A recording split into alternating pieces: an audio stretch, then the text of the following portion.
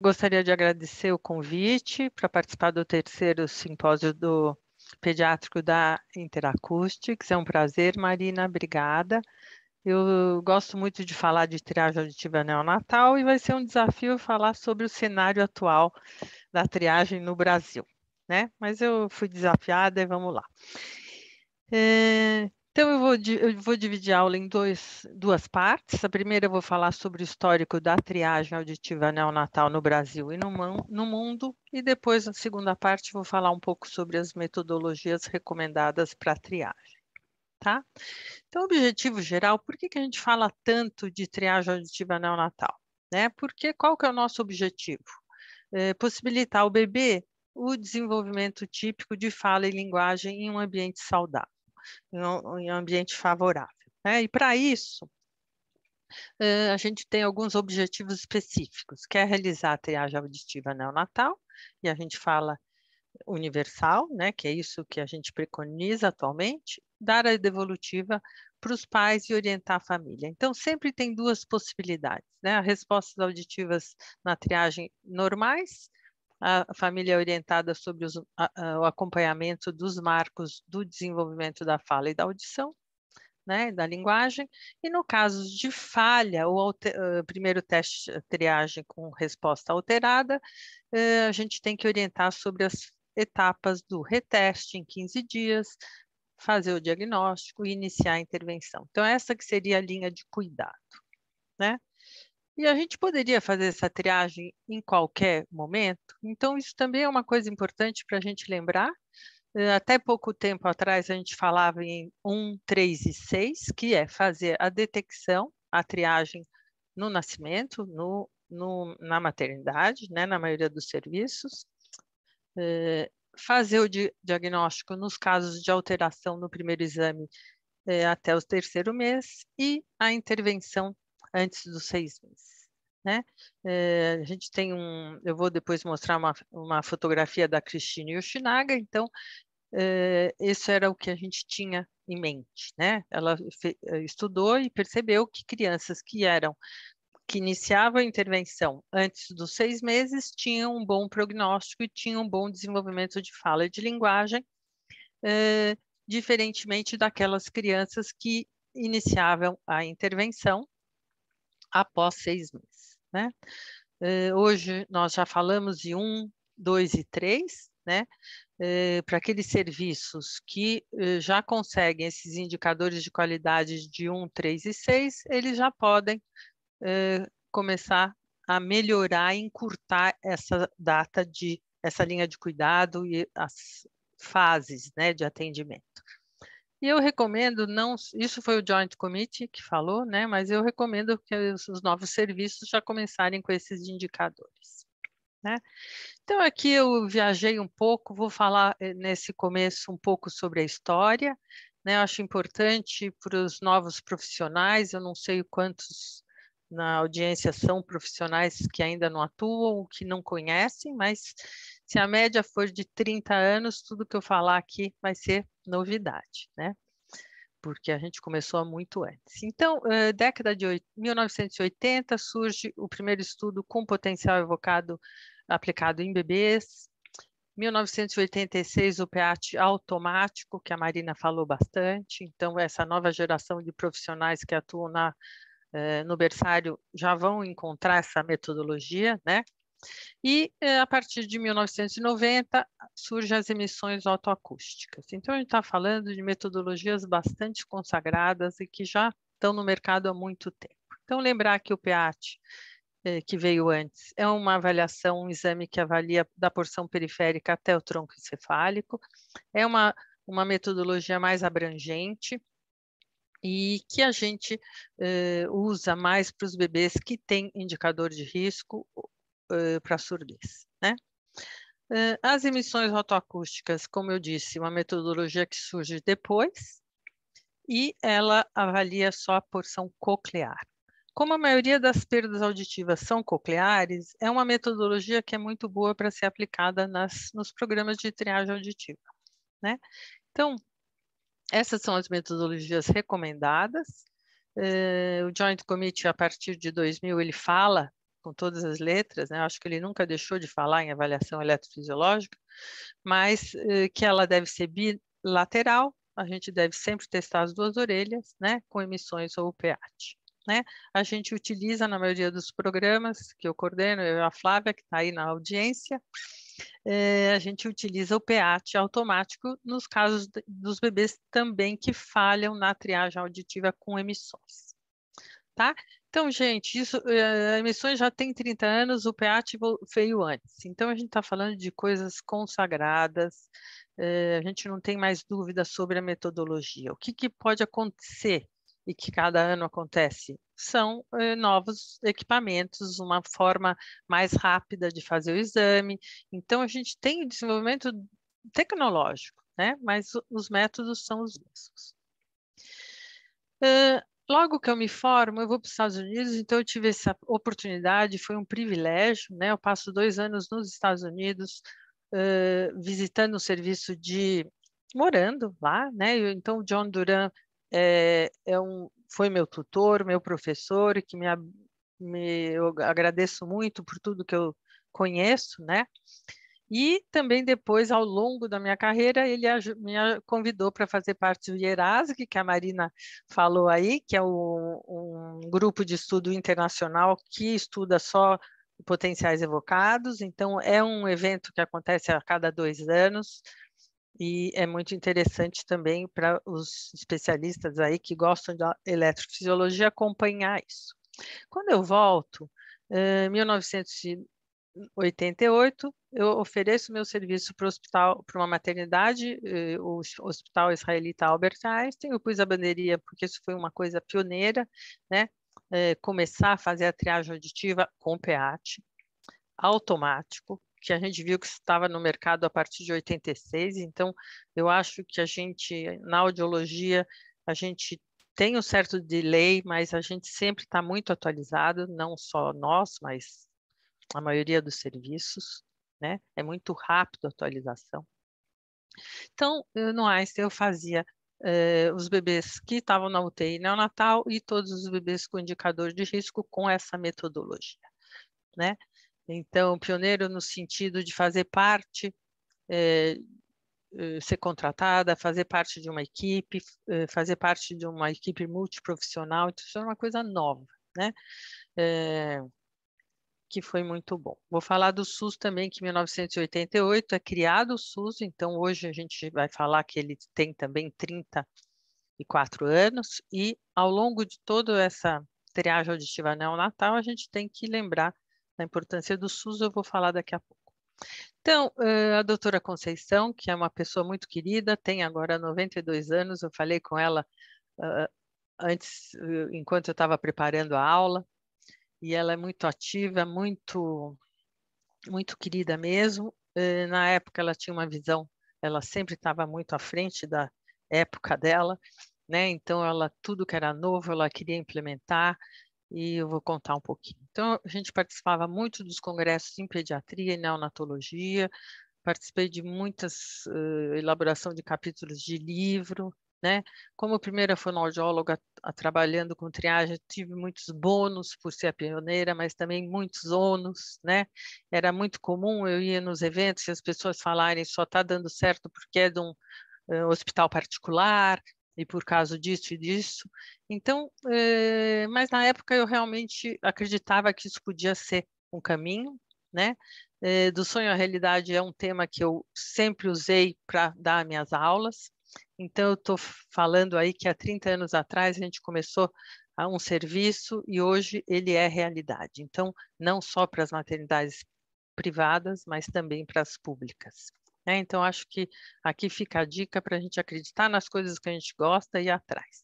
Então, comecei com algo um PEAT automático, procurei na internet uma foto, não achei, já está obsoleto. Ai, não consigo passar. Vamos lá. Nessa mesma época, 1988, o Kemp, que tinha descoberto as emissões autoacústicas, em 1978, coloca no mercado um equipamento, né, ILO 88, que foi desenvolvido pelo Peter Bray, que é um engenheiro, era um engenheiro jovem de 18 anos, que a tese de mestrado dele é a elaboração de equipamento para analisar as emissões autoacústicas.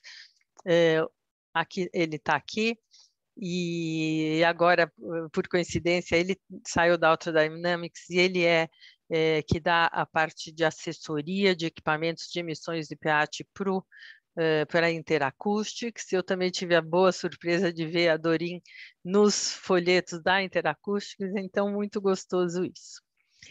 Então, o SUS, ele começa em 1988, hoje ele tem 34 anos, ele foi criado para o povo brasileiro, né, a partir da Constituição de 1988, onde o SUS fala que ele é universal, ele tem equidade, quer dizer, ele deveria ser, e é essa a intenção, né, que todos os brasileiros possam usar o SUS, o Sistema Único de Saúde, de uma forma com equidade, sem discriminação, integral para todos, integralmente, né, e gratuito. Existe corresponsabilidades entre a União, estados e municípios. Ele engloba a atenção primária, média e alta complexidade. E a saúde é direito de todos e dever do Estado, né? Então, ele é financiado com recursos provenientes dos orçamentos da União, estados, Distrito Federal e municípios. Então, a gente tem que entender que é um sistema, ele é único no mundo que atende mais do que 30 milhões de pessoas. Ele atende 190 milhões de pessoas, né? Então, é um sistema que passou por várias atualizações e modificações, e hoje ele é considerado um sistema muito bom, né? Hoje, 80% da população é atendida pelo SUS, e ele só tem esta possibilidade, né? E a gente tem a saúde suplementar, os seguros saúde, eu vou chamar de saúde suplementar, que são os convênios ou a possibilidade de usar esse tipo de serviço nas maternidades privadas, tá? Então, o Sistema Único de Saúde, ele engloba também a ANS, que seria a Agência Nacional de Saúde Suplementar. Então, lembrar nesses números que a maioria dos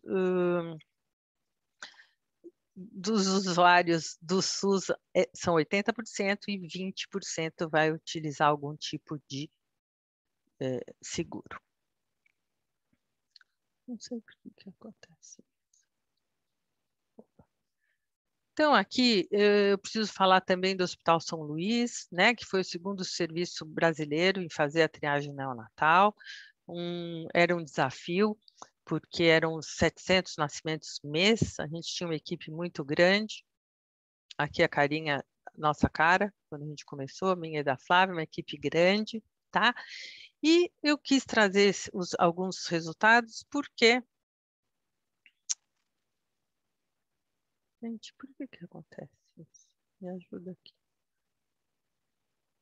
Desculpa, gente, não sei o que é. Vamos lá. Então, por que eu quis trazer esses resultados? Entre 2000 e 2006, a gente tinha essa produção, vamos dizer assim, né?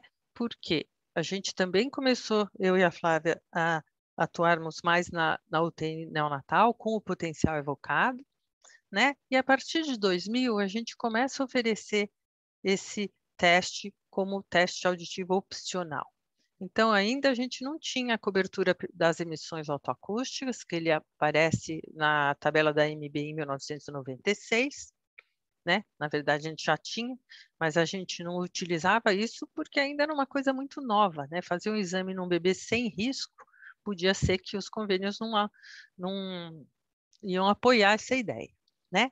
Então, esse teste era um teste opcional, oferecido para os pais, e se eles queriam, a gente fazia.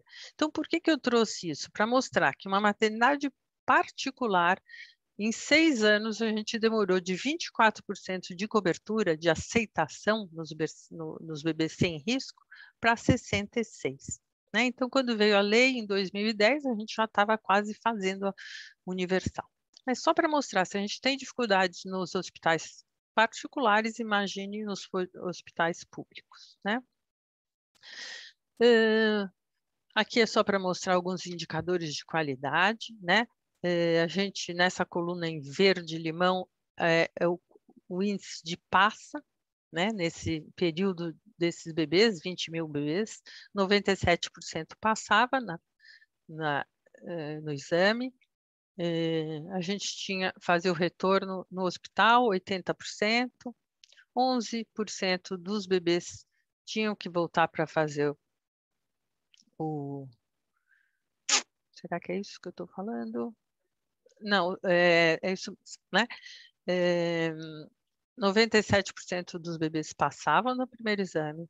Nos que falhavam, a gente tinha um comparecimento de uma média de 80%, mantinha-se a falha em mais ou menos 11%, e a gente tinha um índice de 1,6 em 1.000 nascimentos, né? Então, essa preocupação com a qualidade sempre foi uma coisa que a gente sempre se preocupou muito. Voltando para o Einstein, né? Em 1996, o Einstein é pioneiro de novo na realização da triagem auditiva neonatal universal. Aqui eu gostaria só de lembrar de algumas coisas, né? Em 1993, o Instituto Nacional de Saúde americano já falava em a triagem auditiva neonatal universal. O Joint Committee já falava também. Na Europa tinha um movimento que aconteceu em 98, onde foi feita uma conferência europeia onde 42 países se reuniram para falar sobre os benefícios da triagem universal, né? Então, o mundo todo falava, estava mobilizado por essa nova ideia, que era fazer a triagem universal. Eu vou num curso em 93 com Jerry Norton, aqui no Brasil, eram os cursos da audição na criança, e ele fala na palestra, surgiu um método novo, quem está fazendo é em Rhode Island, eles já fazem no estado todo, era o menor estado americano, é Rhode Island, e eles tinham 8 maternidades, né? Então, bem diferente da gente. Eu fico um mês lá fazendo esse treinamento e fico fascinada, porque eles testavam 20, 30 bebês por dia. Então, isso hoje é uma realidade nossa, né? Nos hospitais públicos e privados, nos hospitais de grande porte, né? É uma média de 20 bebês, 30 por dia. Então, essa triagem auditiva neonatal, de novo, tenho que agradecer a doutora Conceição, esse primeiro estudo universal, né, com emissões autoacústicas, índice de passa 98,2%, índice de falha no primeiro exame 1,8%. Essas crianças voltaram para fazer o acompanhamento, foi identificado 10 deficientes auditivos, né, sendo que 3 não tinham nenhum indicador de risco, e a gente tem o índice na época de 2,3 alterações em 1.000 nascimentos. Sempre prende aqui. Rendeu uma publicação internacional, né? Novos conceitos no Brasil, triagem universal e emissões autoacústicas, que foi financiada pela FINEP. Aqui eu aglomerei. Então, 98, 1998, 1999, 2000 até 2003, teve um grande movimento, né? E a fundação do Gatano. Então, todo mundo tentando sensibilizar os profissionais, as sociedades científicas, para convencê-los, né, que isso era uma coisa nova e que todos os bebês deveriam ser avaliados, que todos os bebês tinham o direito de serem avaliados, e não só os bebês de risco tinham risco, né, meio redundante o que eu falei, mas que também os bebês que ficavam no berçário comum, que aparentemente não tinham risco nenhum, eles também poderiam ser de baixo risco e que todos deveriam ser testados. Então, aqui só para lembrar da Christine Yoshinaga, ela faz uma publicação em 1998, que mudou a história, né? Onde a gente queria fazer o diagnóstico e iniciar a intervenção antes dos 6 meses, só que hoje a gente já sabe que que a gente pode encurtar essas datas, tá?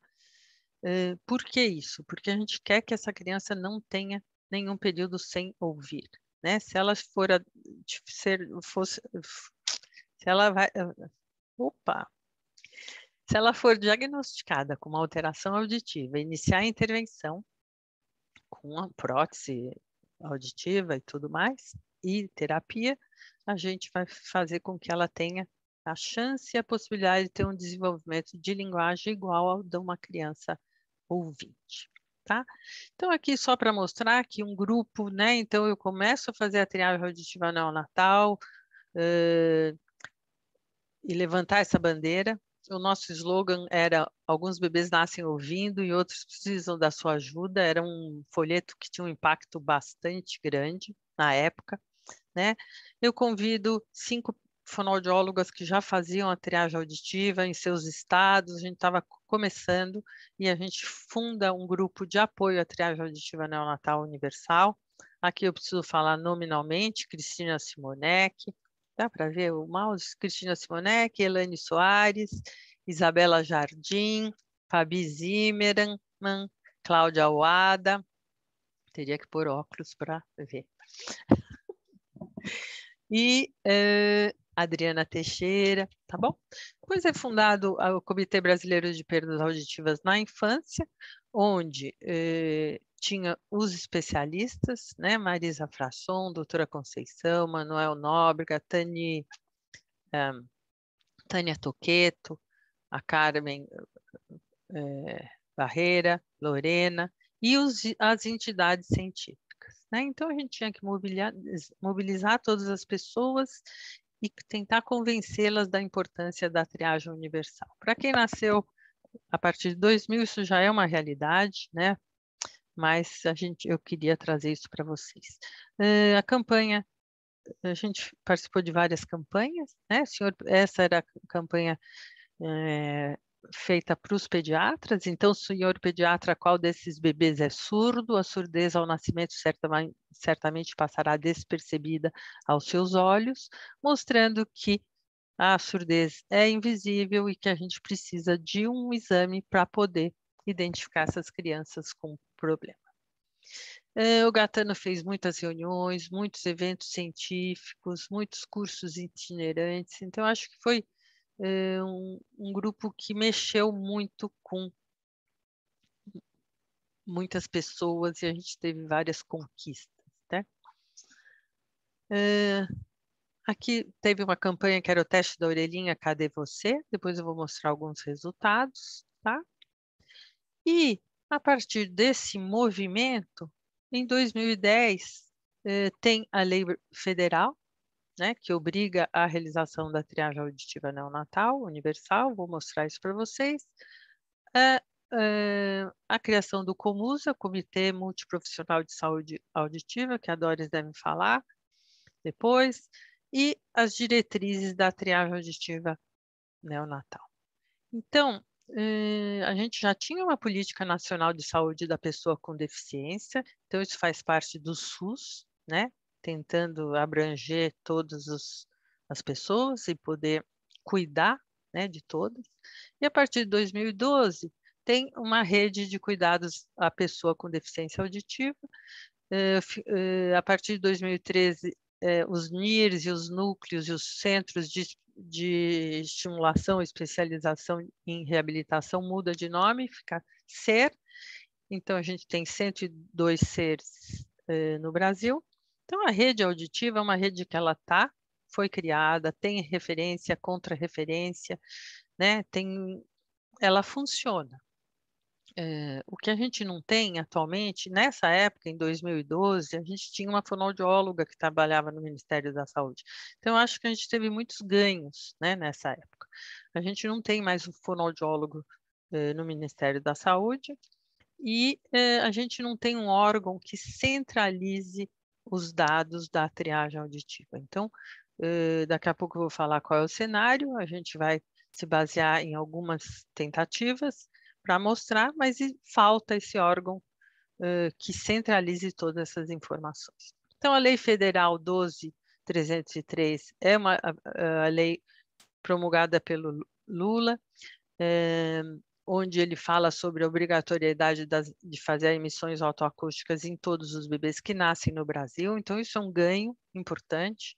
A gente vai ver se a lei facilitou a implementação de novos serviços ou não. O Comusa, né, Comitê Multiprofissional em Saúde Auditiva, fundado em 2007, primeira publicação em 2010 e agora em 2020, né? E as diretrizes de atenção à triagem auditiva neonatal, que é um documento importante, que faz parte do Viver Sem Limites. A gente fez um levantamento agora para saber se o Viver Sem Limites continua funcionando. A partir de 2018, a gente não sabe mais sobre esse projeto, esse programa, né? Mas nessa época foi publicado as diretrizes e a gente fala no protocolo diferenciado, ou seja, emissões otoacústicas para os bebês de baixo risco e o potencial evocado para os bebês que têm um indicador de risco, né? E também podendo utilizar o PEAT para acompanhar os bebês que falham na triagem. Então, a gente está falando hoje que nós estamos em 2022. Aqui eu fiz um histórico rapidamente nesses minutos, falando sobre mais ou menos 35 anos, né, de metodologia dedicada à triagem, de primeiras ações, de políticas públicas. Então, acho que foi 30 anos muito efervescentes, muito bons. A gente conseguiu coisas inimagináveis, né? Eu acho que o sonho chegou à realidade. Então, também fica a dica, né? Quando a gente tiver alguma ideia, algum interesse, que a gente vá atrás dos nossos interesses e lutar para que isso aconteça, né? A gente conseguiu mudar. A gente hoje tem, o Brasil tem muitas maternidades públicas que realizam triagem universal, né? Então, vamos lá. Então, ficou aqui a nossa pergunta, né? Triagem auditiva neonatal universal. Estamos cumprindo a lei federal? Como eu disse, a gente não tem um órgão que regulamente ou que centralize todas essas informações, mas aqui eu trouxe para a gente falar sobre o cenário atual 3 iniciativas, né? A iniciativa do Gatano, que durante a minha gestão, que eu fiquei 13 anos, foi o mesmo tempo que a lei federal ficou tramitando para ser promulgada, né? Eu tinha essa vontade, né, de identificar, saber quantos serviços brasileiros nós tínhamos, mas é muito trabalhoso. A gente tem uma outra iniciativa no 2020, então, e também uma iniciativa que é fazer o levantamento da produção. Então, eu vou explicar tudo isso, e são algumas tentativas para saber como está o cenário atual da TANU, né? Então, aqui, esse levantamento eu apresentei na Fundação em 2018. Então, a partir do site do Gatano, as pessoas podiam voluntariamente cadastrar os seus serviços e lá tinha qual era a data de início do seu serviço, que tipo de metodologia, né? Muitas informações. Então, esse levantamento foi feito com relação aos locais, né? Então, a gente sabia, pelo levantamento, que menos do que 10% das maternidades realizavam a triagem auditiva neonatal. É muito pouco, né? Mas foi uma tentativa. Nesse levantamento de 2000 a 2015, o que a gente observa? Que a linha, existe uma tendência aí de crescimento, né? Esses pontinhos em azul são serviços de triagem, e eu acho que eles cresceram muito, uma média aí de 19 serviços por ano, né? Durante esses 15 anos. Quando eu fiz a análise com o estatístico, ele disse que isso aqui parecia que estava num platô ou que podia descer, né? Então, eu sou muito otimista por natureza, mas a gente vai perceber que quando eu pego a segunda iniciativa, e a gente se colocar nesse gráfico, a gente vai ver que o crescimento não foi tão grande, né? Serviços de diagnóstico, protetização e intervenção também tinham um crescimento, era menor, né? Porque a gente sabe que os programas de triagem, eles são muito, os serviços de triagem são mais numerosos, porque a gente precisa testar mais bebês, e o diagnóstico e intervenção vão diminuindo aí.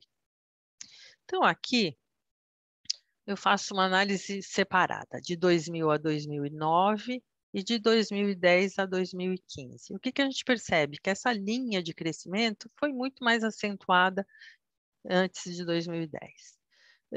Não quer dizer que a lei não influenciou. Talvez a lei tenha influenciado, mas o que a gente percebe é que nessa primeira década, de 2000 a 2010, o crescimento foi muito maior.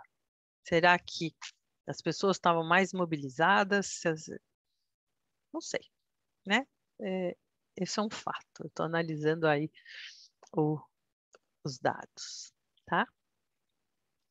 Iniciativa TANU, idealizada pela Flávia, né? Eu acho que eu também apoiei, fui na onda, mas ela desenvolveu um aplicativo para a gente fazer essa pesquisa pela internet. Então, as coisas com o mesmo objetivo, né? Conhecer a realidade brasileira da detecção precoce da surdez, e esse levantamento foi apresentado num evento comemorativo de 10 anos da Lei Federal, que foi organizado por nós, pela Flávia e por mim, chamava TANU 2020, que foi feito no Hospital Sírio-Libanês, né? Então, como era a pesquisa? Era um questionário por meio eletrônico, a gente queria saber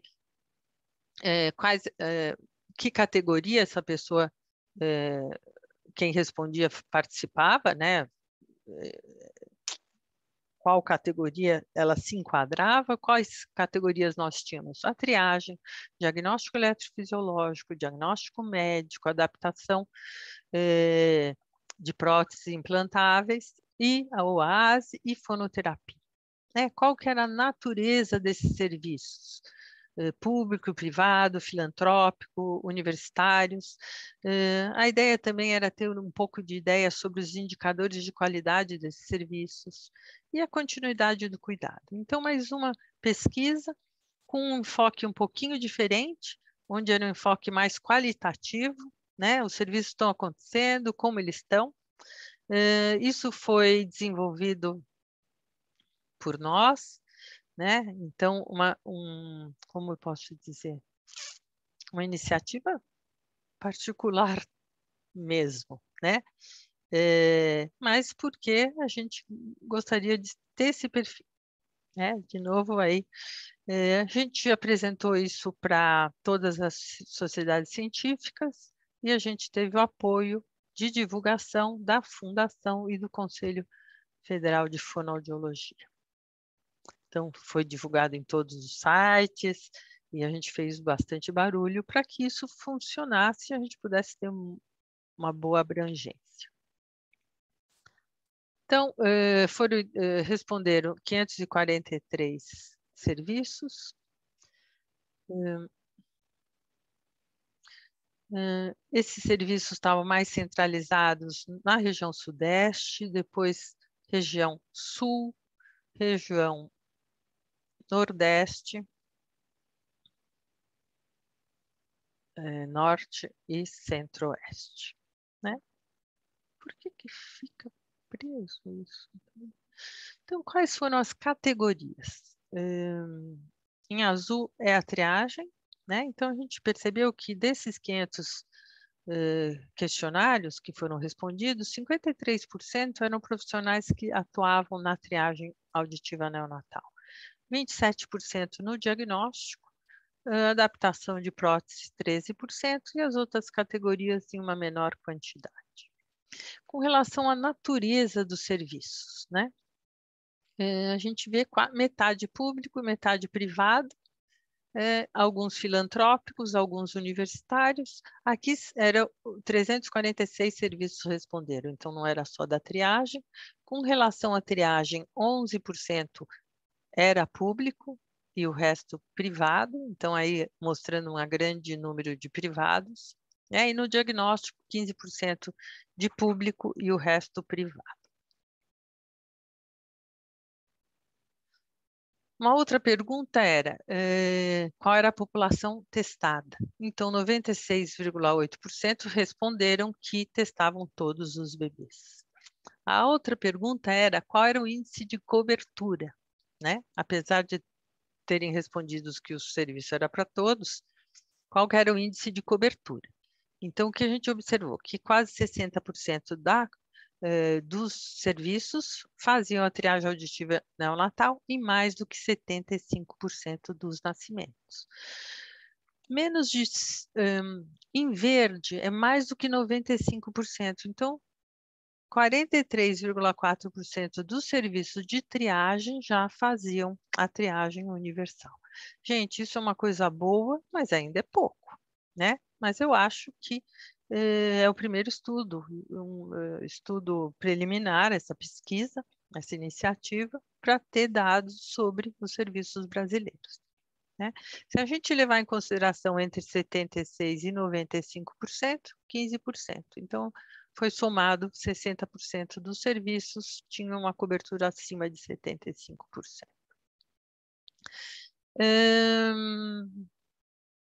Quando que a gente fazia a triagem auditiva, né? Quando que era feito a triagem? 94% desses serviços faziam no primeiro mês de vida, né? 44% fazia entre 24 a 48 horas, que é o tempo ideal, né? Alguns poucos serviços realizavam antes das 24 horas, um menor número acima de 48 horas.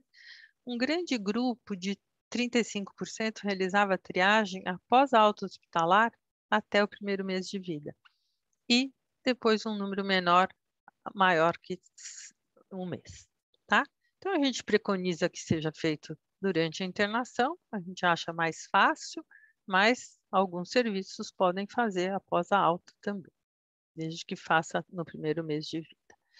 Uma outra pergunta era, o bebê que não tinha respostas normais ao nascimento, ele voltava para o reteste, e a gente gostaria de saber aqui o encaminhamento para o diagnóstico, né?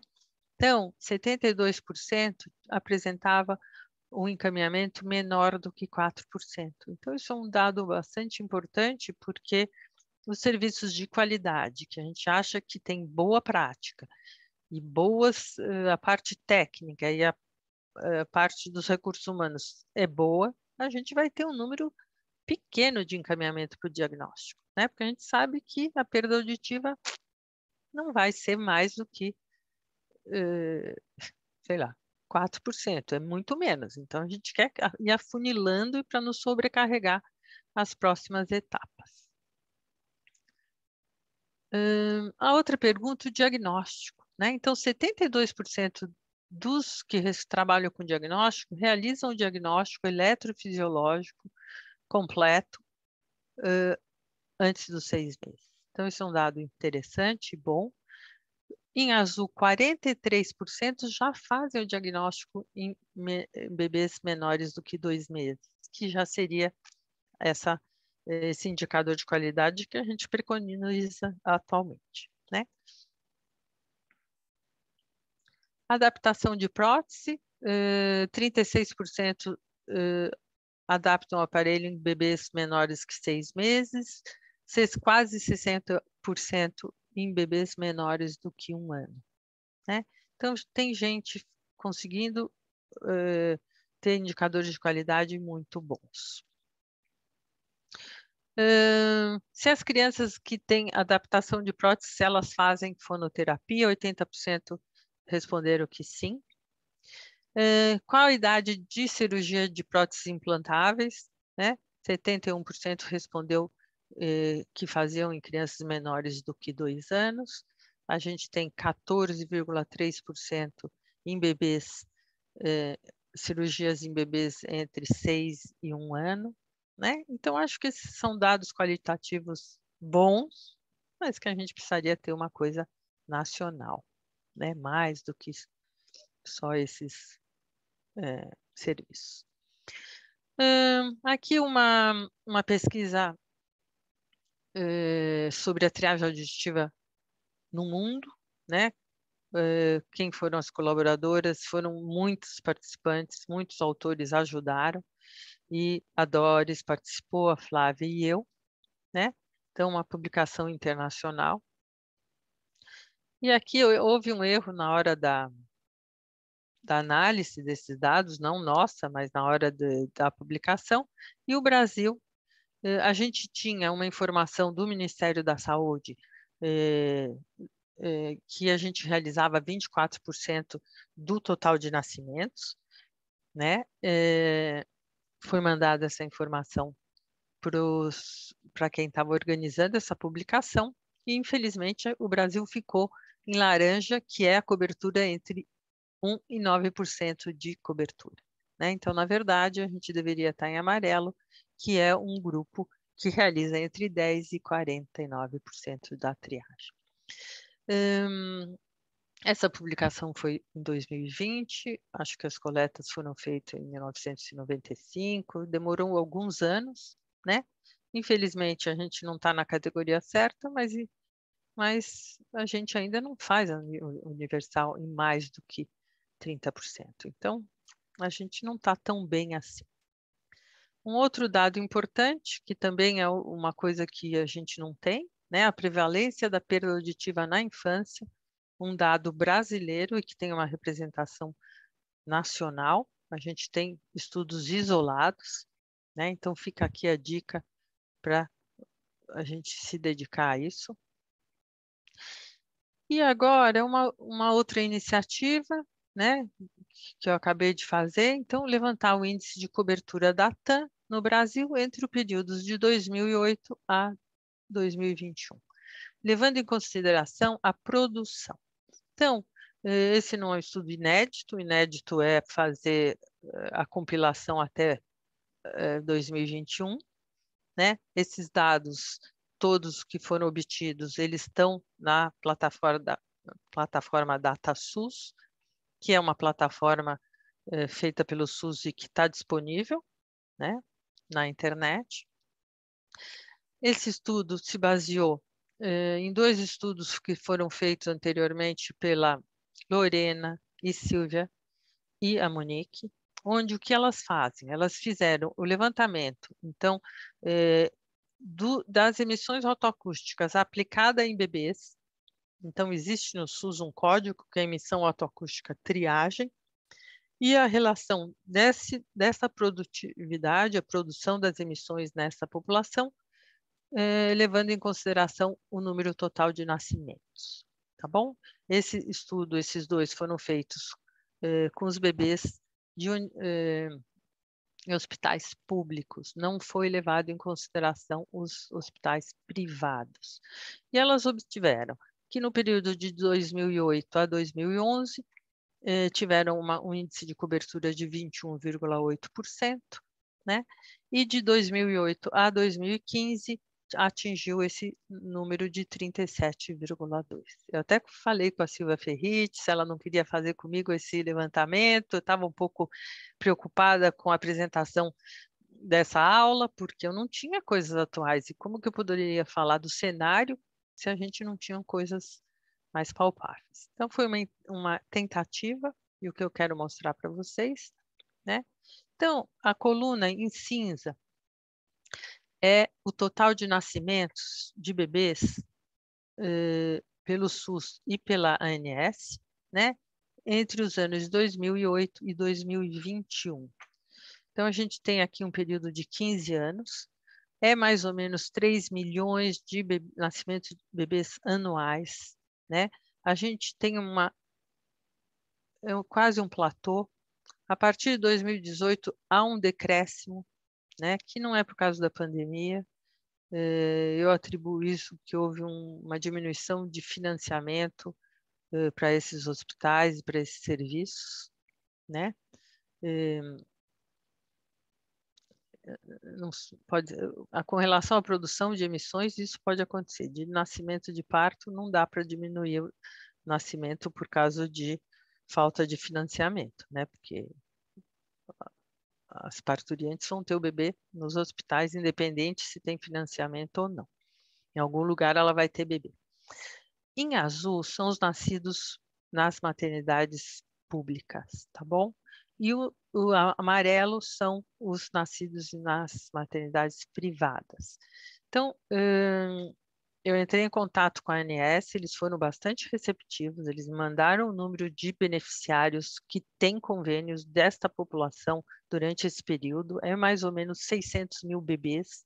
Então, se a gente falar que os cinzas são 3 milhões de bebês, que nascem em hospitais públicos 2 milhões e 400, em uma média por ano, e os da saúde suplementar, mais ou menos 600 mil, tá?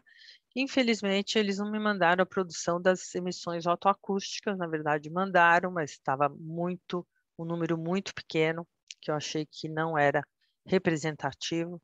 Então, essa análise que eu estou fazendo aqui é só dos hospitais públicos, tá? É um dado importante porque ele representa mais ou menos 80% da população vai ter bebê numa maternidade pública, né? Então, eu acho que é o SUS que vai fazer com que esse crescimento da cobertura vai aumentar e algum dia vai chegar em universal, né? E eu acho que ainda estou aguardando a ANS, quem sabe, para uma próxima apresentação. Então, aqui, o que a gente está mostrando? A linha azul é 95%.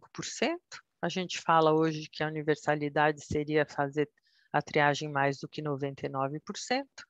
Eu pus 95%, a gente está muito longe disso, né? O cinza é a produção das emissões autoacústicas, então levando em consideração o procedimento que é realizado em bebês e o denominador é a população de nascidos vivos menos o número de bebês que nasceram em maternidades particulares, tá? Então, é uma metodologia onde a gente está vendo a produção, mas ela é a mesma metodologia feita durante os 15 anos, então a gente pode ter uma ideia, né? Iniciou-se com 7,4% de cobertura e a gente tem agora, em 2021, um número de 27% de cobertura, né? O que a gente percebe?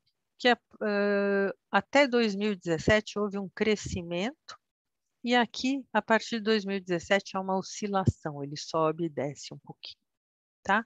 Eu acho que assim, aqui sim a gente pode pensar que pode ter diminuído o número de realização de emissões em maternidades públicas, provavelmente por falta de financiamento, né? Então, não é por causa da crise do Covid, tá? Mas é uma especulação isso. Vamos no outro gráfico, onde a gente avalia por regiões, tá? Então, acho que aqui é bastante interessante. A região sul é uma região muito desenvolvida, ela é menos populosa quando comparada com a região sudeste. Ela tem só 3 estados, né? Rio Grande do Sul, Porto Alegre, Santa Catarina. A gente sabe que os nossos amigos, amigas e amigos profissionais dessas regiões são muito sérios e eles chegaram a quase 70% de cobertura, né? Então, acho que é um dado expressivo, animador, né? A segunda região é o Sudeste, que é a região em azul, tá? Análise. Centro-Oeste, ela tem alguns picos, né? Mas ela não é a mais desenvolvida. Então, por ordem, seria a região Sul, Sudeste, região Norte, Noroeste e Centro-Oeste, tá? Por regiões. Tem uma coisa que também são dados preliminares, uma coisa que eu gostaria de fazer, que seria por 1000 nascimentos, qual é o índice de, de produção, né? Isso aí mostra um pouco qual seria a região que está mais desenvolvida. Não sei se eu me esclareci. Então, aqui o que a gente conclui? Concluímos que o cenário né? Então, houve um crescimento até 2017, depois houve oscilações com relação ao índice de cobertura nos últimos 15 anos, nas maternidades públicas, no âmbito nacional. né? Não temos até o momento uma estimativa do crescimento nacional nas maternidades privadas, né? Não recebi o dado para responder sobre isso. A iniciativa TANU, a gente teve algumas, né? Mas não dá para falar em crescimento, né? Então, acho que temos muito trabalho pela frente, muitas oportunidades de melhorias, muito profissionais novos que podem estar atuando nessas frentes, né? Eu acho que em 15 anos houve algum crescimento, mas é pouco. Mas a gente não pode... eu acho que a gente tem que ser otimista, que houve um crescimento, mas 15 anos é muito tempo e a gente ainda está com um número muito pequeno, né? Se a gente for pensar em regiões, o Sul chegou até 70% de cobertura, que é fantástico, mas quando a gente põe todas as regiões juntas, a gente fica no índice de 30%. Se a gente pensar que as maternidades públicas, é só um pensamento, né? Se elas estiverem fazendo uma cobertura de 100%, a gente teria um incremento aí de mais ou menos 15%, 20%, tá? Também não dá para a gente inferir, porque tem maternidades públicas, privadas que não estão fazendo ainda, tá? Então, Marina, não sei se você quer abrir para perguntas, tem a segunda parte da minha palestra, quer falar um pouquinho sobre metodologia, mas acho que vale a pena, se você quiser abrir, como é que nós estamos aí? Bom, pessoal, se vocês quiserem enviar as perguntas, é aqui no Question and Answer. A gente vai Eu então. pensei que tivesse um monte. Tem uma por enquanto. Eu acho que eles estão deixando mais para o final da aula. Quer que eu leia aqui? Pode Primeiramente, ser. gostaria de cumprimentá-la, é o Allan Kardec.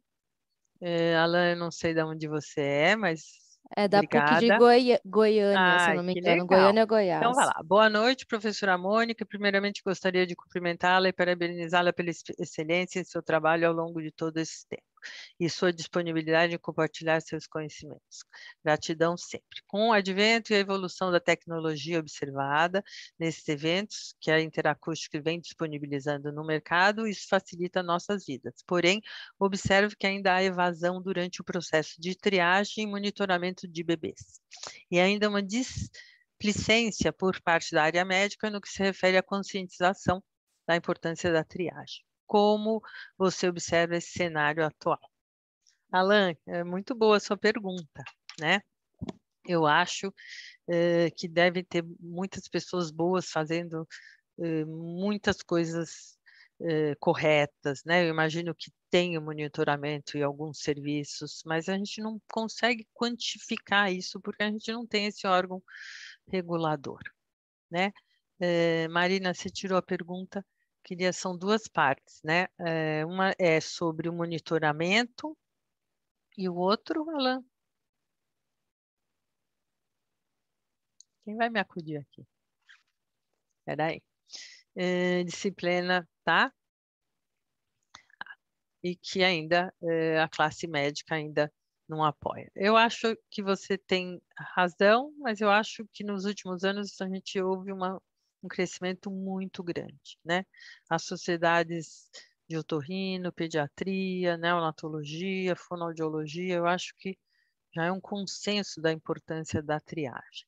Não sei se eu respondi, mas você tem razão. Os aparelhos vieram para facilitar a vida do audiologista e fazer com que isso seja possível, né? Testar um grande número de bebês num tempo hábil, aí, durante a internação. Vamos lá. Mais alguma? Por Marina. enquanto, não. Por enquanto, estamos sem perguntas. Então, O tá. Allan Kardec agradeceu. Obrigada, Alan. Então, Marina, só tira para mim como é que eu tiro isso aqui da frente. Deixa eu ver aqui. Então, tira. Qual? Aqui Não, eu só fica tô vendo na. a sua aula. Mas eu fico com o negócio em cima. Tirei. Tirei, Tirou? tirei. Então, vamos lá. Então, vou falar um pouquinho sobre as metodologias. Eu acho que eu me preocupei muito com a primeira parte, então aqui vai ser uma coisa mais rápida, né? Vou falar sobre as emissões transientes, produtos de distorção e o pH automático. né? Então, eu já falei, as emissões autoacústicas é um método que avalia a porção coclear, né? Ela tem uma grande aplicabilidade, a maioria das perdas auditivas são cocleares, a gente sempre tem que fazer escolhas, né? Quando a gente vai fazer um programa, mas é um consenso que os bebês de baixo risco vão ser avaliados pelas emissões autoacústicas, que pode ser transiente ou produto de distorção. Então, lembrar que a gente apresenta um som, esse som vai em direção à cóclea, né? E a gente vai chamar essa porção aqui de transmissão. Então, o som é transmitido até a cóclea. A cóclea, uma vez que ela é ativada, essas células sensoriais saudáveis, elas vão ter uma amplificação e uma resposta para esse som apresentado. E essa informação vai para a via auditiva aferente e, ao mesmo tempo, a gente consegue registrar esse escape de energia que vem no sentido contrário para o meato acústico externo. Então, a gente vai falar que a gente vai estar captando essas respostas geradas pela cóclea. Então, tanto a parte de transmissão como de geração, elas podem estar influenciadas aí pela orelha média, né? Eu já falo sobre isso. Aqui é só para lembrar que a cóclea tem 2,5 giros e que ela tem células especializadas ou que amplificam sons de acordo com uma tonotopia, né? Então, quando a gente observa e capta uma resposta, uma emissão autoacústica de uma determinada região, a gente pode garantir que aquelas células ciliadas daquela região estão saudáveis e foram elas que produziram essa resposta, né? Então, esse é um exame que é muito bom e que nos dá muitas informações. Lembrar que para a gente ativar e captar as emissões autoacústicas, é muito importante que a gente use um estímulo que não seja muito alto. Normalmente a gente utiliza para as emissões, para estimular e captar, evocar a emissão autoacústica transiente, a gente utiliza sons, estímulos de 80 dB, nível de pressão sonora. Então, é mais ou menos 40 dB nível de audição. Então, a gente está falando de sons suaves, né? Por quê? Porque a cóclea a cóclea é um amplificador coclear, ele amplifica sons, e esse processo é melhor quando a gente utiliza sons suaves, né? Então, a cóclea tem dois mecanismos, um mecanismo ativo, um mecanismo passivo, e o mecanismo ativo, ele é só acionado, esse motorzinho aí coclear só é acionado quando a gente utiliza uma intensidade de som, como eu disse, 80 dB, nível de pressão sonora, tá? Então, a partir daí, a gente vai fazer os nossos exames, né?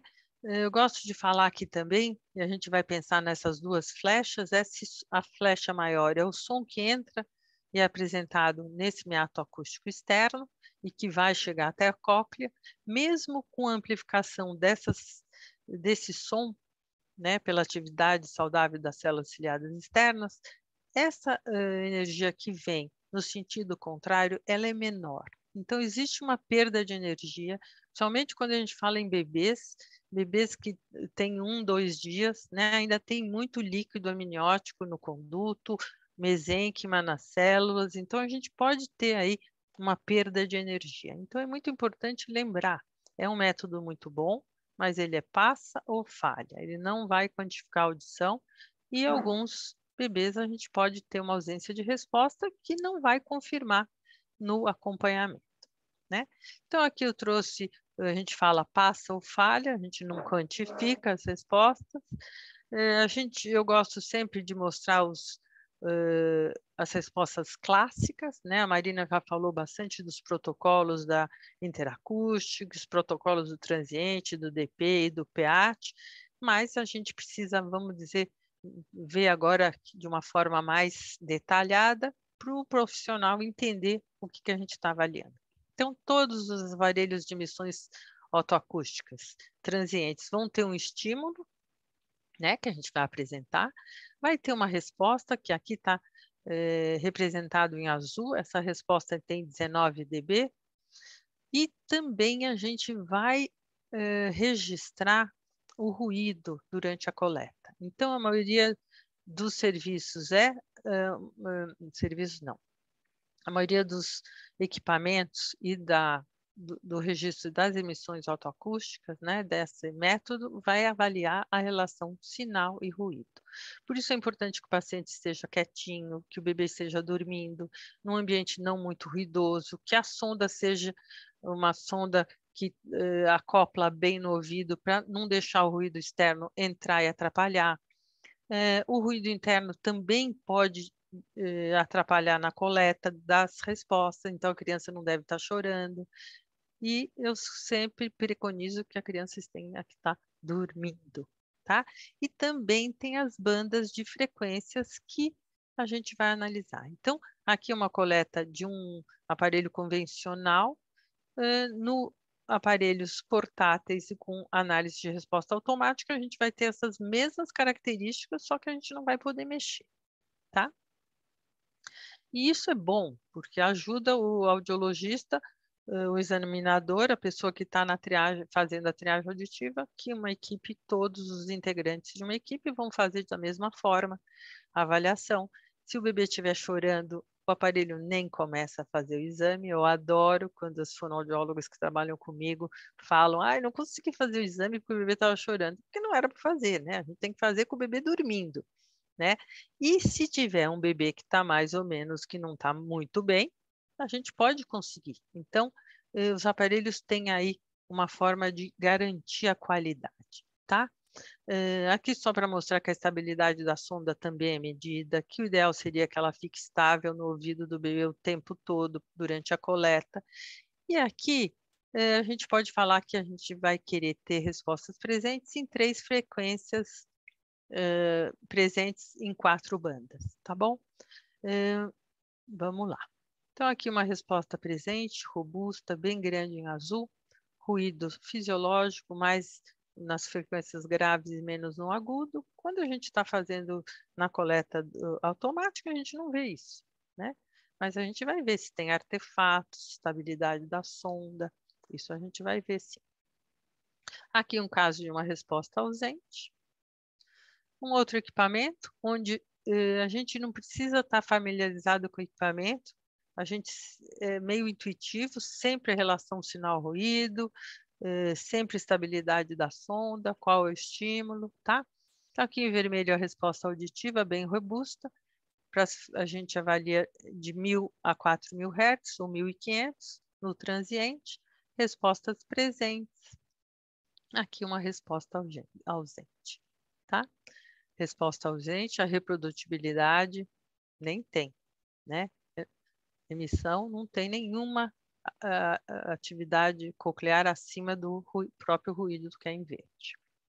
Então, aqui eu trouxe um slide para mostrar que a pressão da orelha média tem um fator importante e ela contribui negativamente na hora da captação das emissões autoacústicas.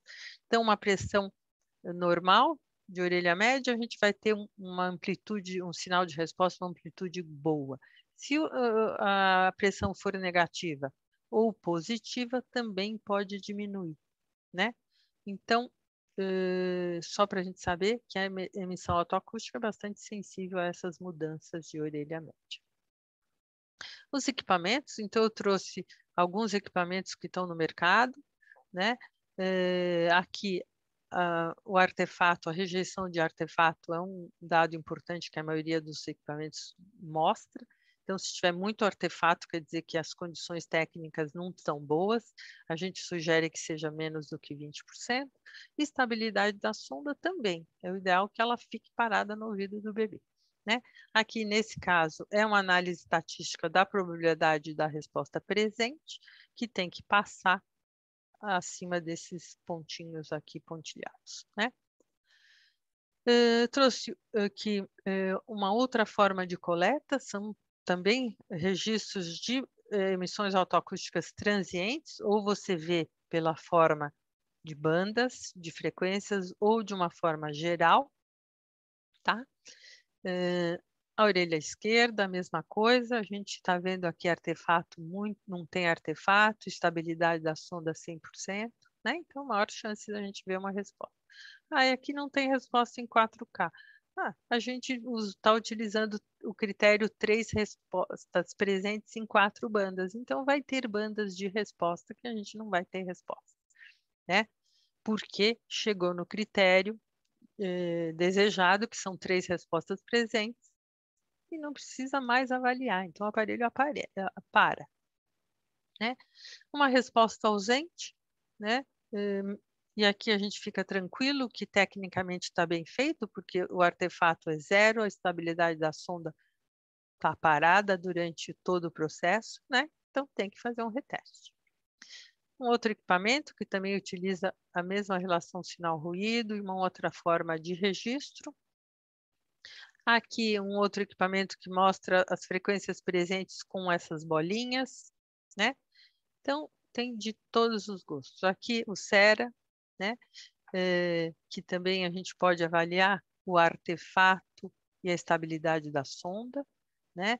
Aqui o protocolo é 3 frequências presentes em 4, então na orelha esquerda a gente está vendo as 4 presentes, e na orelha direita chegou no critério que a gente escolheu, ele para.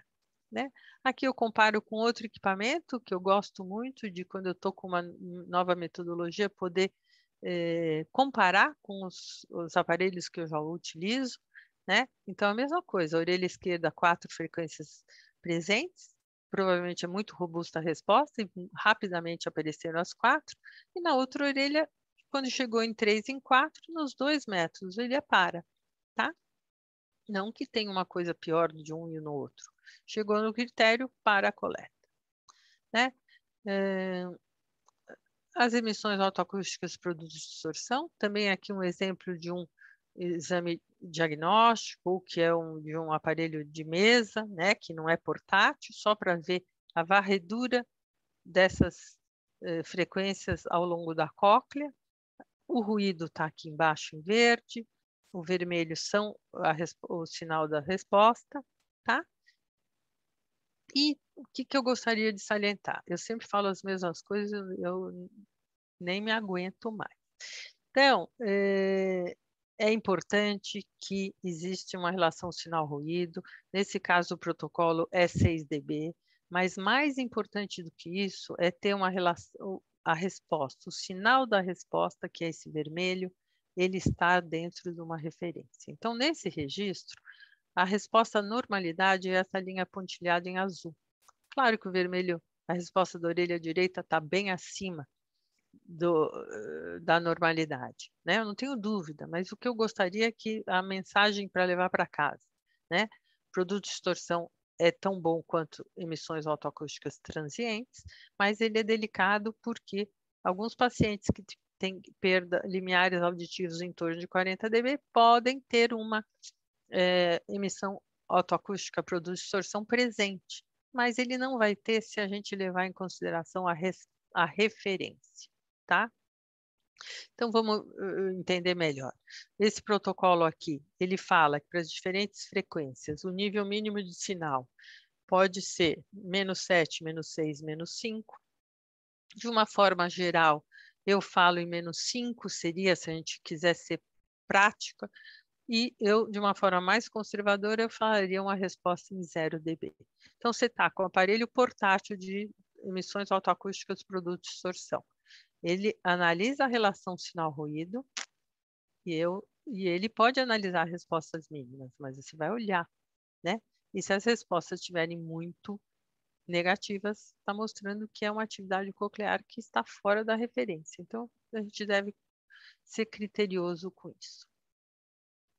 Então, nesse caso, se a gente pensar em 0 dB ou -5, passou. Todas as respostas em vermelho são acima do 0.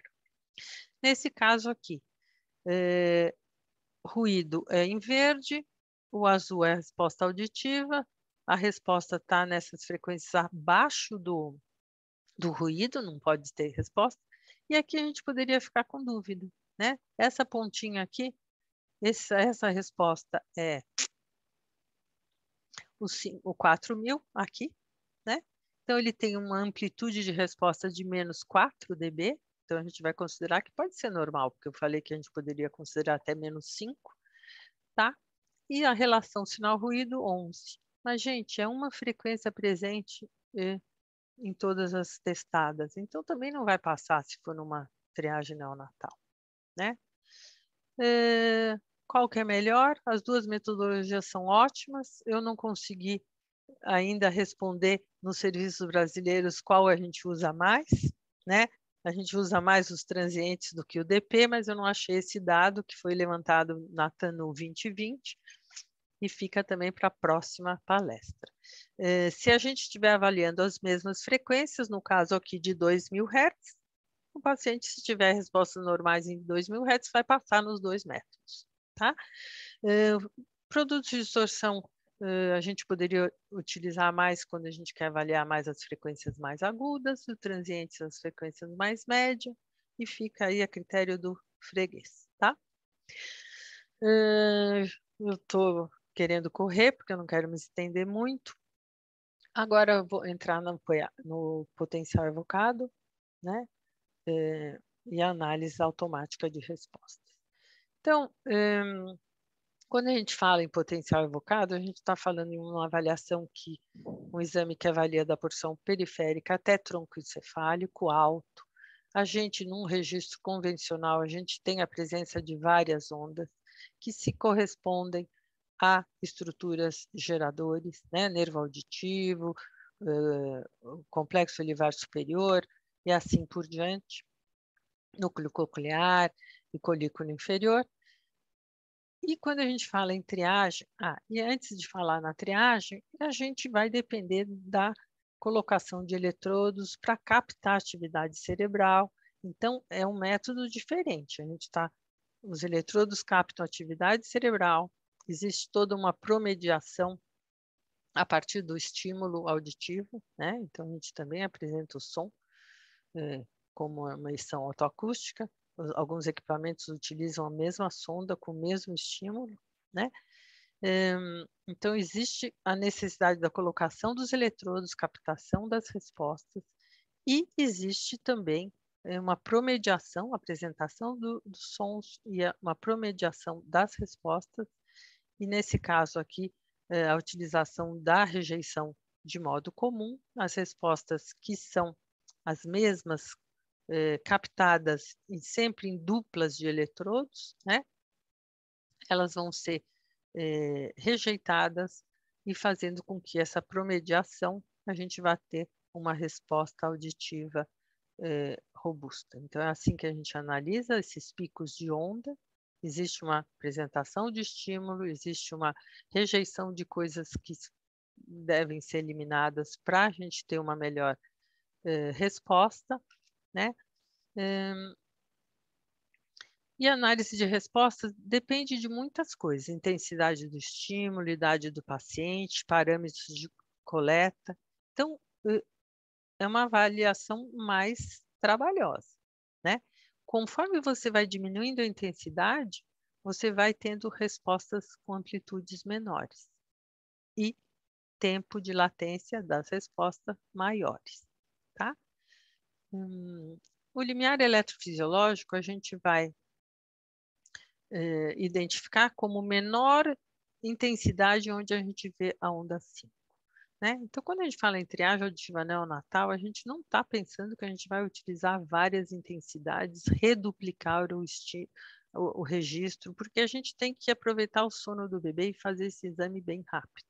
Né? Os aparelhos, eles são tão rápidos que, se a gente tirar a parte da colocação dos eletrodos, a captação do beta e das emissões, às vezes, são compatíveis, são comparáveis, né? Às vezes 1 minuto, 6 segundos, mas vamos dizer uma média, né?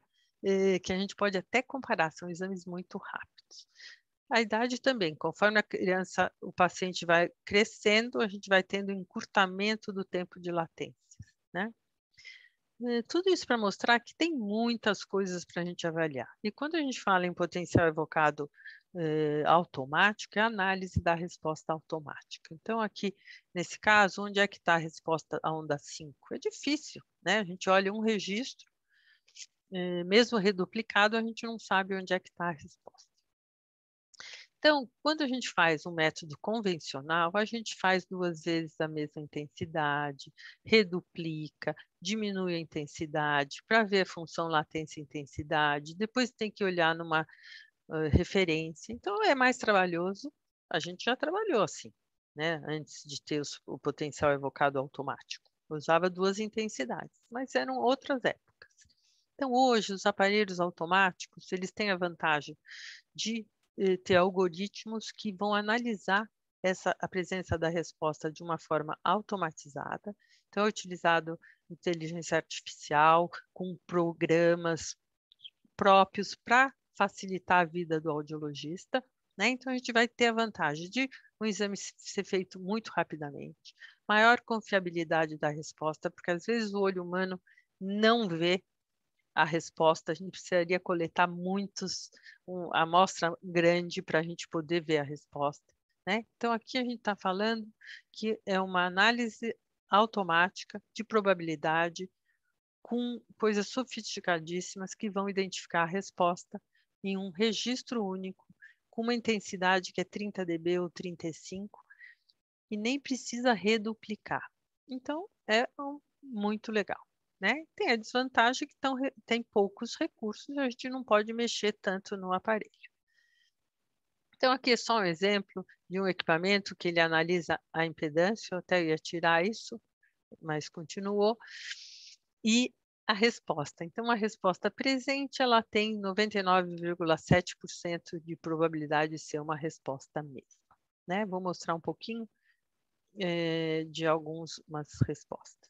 Então, aqui, um equipamento que mostra a impedância, mostra a atividade elétrica, fala qual é o estímulo, mostra qual é a orelha. Então, basicamente, os aparelhos no mercado têm as características muito parecidas e, como a Marina falou, vai depender do protocolo que você vai escolher, né?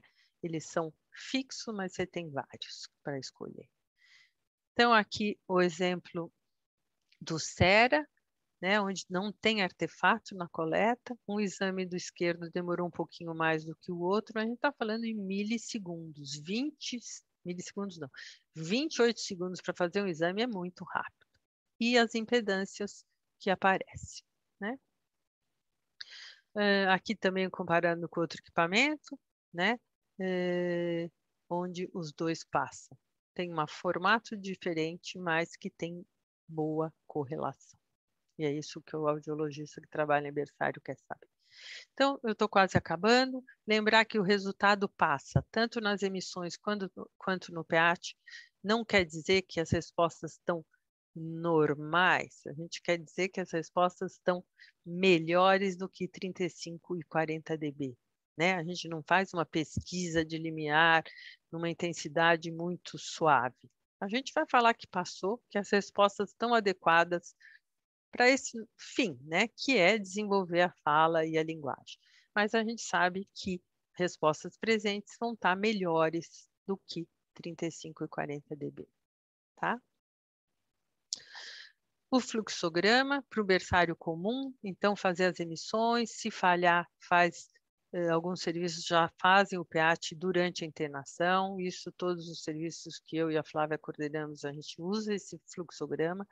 Isso é importante para diminuir o índice de encaminhamento para o reteste, diminuir a ansiedade dos pais, né? Então, existe uma razão para tudo que a gente faz. Se falhar no PEAT, faz um reteste em 15 a 30 dias, repete as metodologias, se passar, acompanha os marcos do desenvolvimento, se falhar, vai para o diagnóstico, né?